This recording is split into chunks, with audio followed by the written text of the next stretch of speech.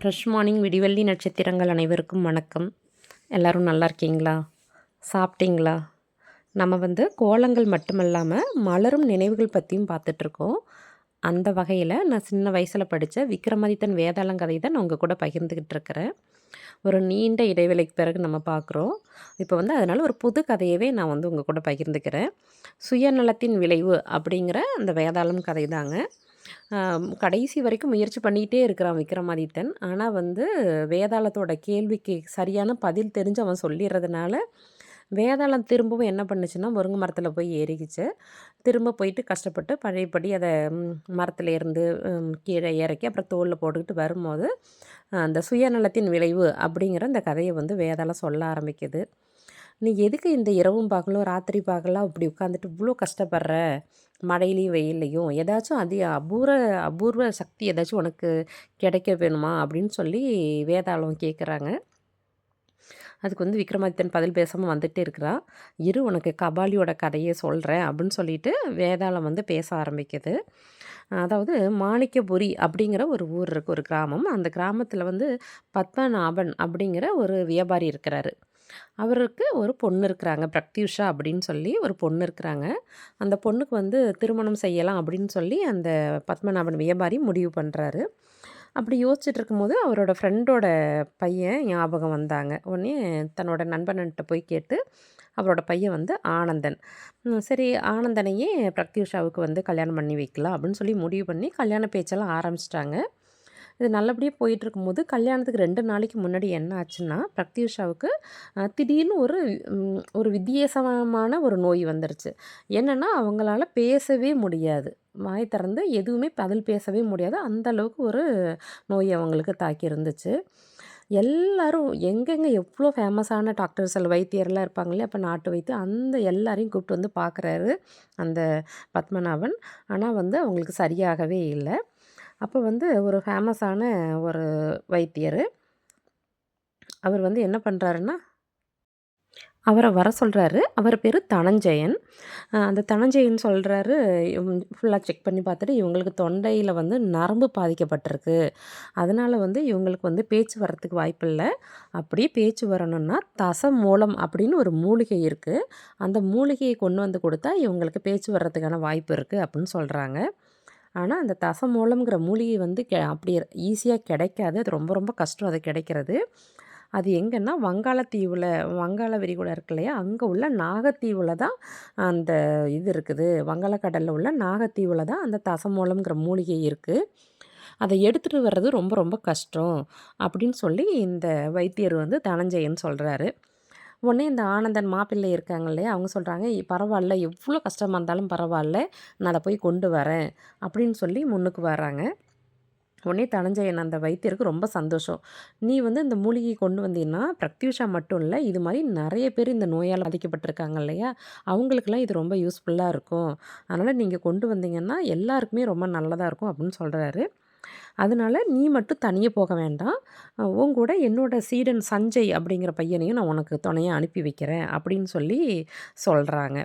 உடனே ஆனந்தனோட ஃப்ரெண்டு ஒருத்தர் சிவநாதன் சொல்லிட்டு, அந்த பையனும் "நானும் வரேன் உன் கூட" அப்படின்னு சொல்லி ஆனந்தம் கூட இப்போ சஞ்சய், சிவநாதன் 3 பேரும் ரெடி ஆகுறாங்க. அப்போ அந்த கூட்டத்தில் இருந்த கபாலி அப்படிங்கிறவர் "நான் வீரதீர செயல்கள்லாம் எனக்கு ரொம்ப பிடிக்கும். அதை பார்க்குறது, செய்கிறதுனா எனக்கு ரொம்ப பிடிக்கும். அதனால நானும் உங்கள் கூட்டத்தில் கலந்துக்கிறேன்.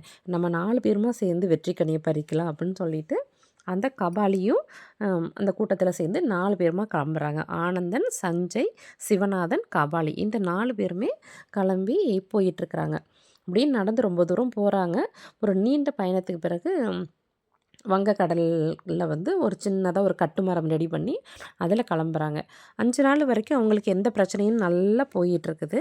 இப்படி போயிட்டுருக்கும்போது 6வது நாள் என்னாச்சுன்னா, ஒரு திமிங்கலம் கடலில் தானே ட்ராவல் பண்ணுறாங்க. அப்போ திமிங்கலம் ஒன்று என்ன, அது வாளால் கட்டுமரத்தை தட்டி விட்டுருது. அப்படி சுழட்டி அடிக்கும்போது கட்டுமரம் சுக்கு நூறாக உடஞ்சி பகுதி பகுதியாக பிரிஞ்சு போயிடுது. 4 பேரும் கடலில் மூழ்கிற அபாயத்தில் இருக்கிறாங்க. அப்போ என்னாச்சுன்னா, ஆனந்தன் அப்படியே கடலில் நல்லா மூழ்க போகிற சமயத்தில் அந்த சிவநாதன்கிற பையன் சின்னதான ஒரு அந்த உடஞ்ச கட்டுமரத்தோட துண்டு இருக்கு இல்லையா, அதை எடுத்து போட்டு மரத்துண்டு அதை எடுத்து போட்டு "நீ பிடிச்சிக்கோ" அப்படின்னு சொல்கிறாங்க. அதை பிடிச்சிட்டு ஐயோ நம்மளை காப்பாற்றின அந்த நண்பனை அப்படியே அந்த ஆனந்த கண்ணீரோட அப்படி பார்க்குறான். ஆனா அவன காணும். அந்த சிவநாதன காணோம். உடனே இவனுக்கு ரொம்ப வருத்தமா போயிருது. எங்கடா சிவநாதன காணுமே அப்படின்னு சொல்லி வருத்தமா இருக்கு. திரும்பி பார்க்கும்போது இன்னொரு ஓரத்தில வந்து அந்த சஞ்சயும், கபாலியும் ஆளுக்கு ஒரு மரத்துண்ட புடிச்சுக்கிட்டு மிதந்துக்கிட்டே நிக்கிறாங்க. இப்ப இந்த 3 பேருமா சேர்ந்து பக்கத்தில கொஞ்சம் தூரம் நீந்தி போறாங்க. அந்த மரத்துண்ட புடிச்சுக்கிட்டே. போம்போது அங்க ஒரு தீவு தெரியுது. அந்த தீவுல போய் இறங்கிட்டாங்க. அந்த தீவுல போய் இறங்குனோனே, இவங்கள நோக்கி மேலேயே இருந்து வானத்தில ஒரு பறக்குந்தட்டு அந்த ஏரியால பறந்துகிட்டு இருக்குது, அந்த தீவுல. இவங்கள பார்க்கவும் அங்கேருந்து அந்த பறக்குந்தட்டு வந்து இவங்கள நோக்கி கீழ வருது. கீழ வந்தோனே பார்த்தீங்கன்னா, அதுலேருந்து ஒரு வயசானவர் இறங்குறாரு. "இது என்ன வினோதமா இருக்கு, பறக்குந்தட்டுல எல்லாம் பறக்குறீங்க?" அப்படின்னு சொல்லி இவங்க கேட்குறாங்க. அப்போ வந்து என்ன சொல்றாங்கன்னா, "ஆமா, எனக்கு வந்து ரொம்ப நாளா பறக்கணும்னு ஆசை. நான் ரொம்ப கஷ்டப்பட்டு இந்த வந்து பறக்குந்தட்ட ரெடி பண்ணி, இப்போ பறந்துட்டுருக்கிறேன்." அப்படின்னு சொல்லி அவரு சொன்னாரு. அப்ப இவங்க கேட்டாங்க, "அ எங்க நாகத்தீவுங்கிறது எது? இது எந்த தீவு? நாகத்தீவுக்கு நாங்க போகணும்." அப்படின்னு சொல்லும்போது, அந்த வயசானவர் என்ன சொல்றாருன்னா, "இதான் நாகத்தீவு." அப்படின்னு சொல்லி சொல்றாரு. "எங்களுக்கு இங்க உள்ள இந்த நாகத்தீவுல இருக்கிற தசமூலம்ங்கிற மூலிகை வந்து எங்களுக்கு வேணும். அது பறிக்கிறதுக்காக வேண்டி நாங்க ரொம்ப தூரம் வந்திருக்கிறோம்." அப்படின்னு சொல்றாங்க. அதுக்கு வந்து வயசானவர் என்ன சொல்றாருன்னா, "இல்ல, இல்ல இப்படியே முடியாது. இதுதான் நாகத்தீவு. ஆனா, அந்த தசமூலம்ங்கிற மூலிகை வந்து இதுக்கு மேல மலை மேல உள்ள வஞ்சி நகர் அப்படிங்கிற இதில ஒரு அந்த ஏரியால இருக்கு. அதுக்கு வந்து நீங்க இந்த பறக்குந்தட்டுல தான் போகணும்." அப்படின்னு சொல்றாங்க. இப்ப பறக்குந்தட்டுல எல்லாரும் எப்படி போறதுன்னு யோசிக்கும்போது, அந்த வயசானவர் சொல்றாரு, "இல்ல பறக்குந்தட்டு உங்களுக்கு நான் தரணும்னா, யாராவது ஒருத்தர் வந்து உங்களோட இளமைய வந்து எனக்கு வந்து குடுக்கணும். அப்போ நீங்க எனக்கு இளமைய குடுத்துட்டீங்கன்னா, நீங்க வயசானவங்களா ஆயிருவீங்க. நான் வந்து இளைய ஒரு இளைஞரா மாறிடுவேன்.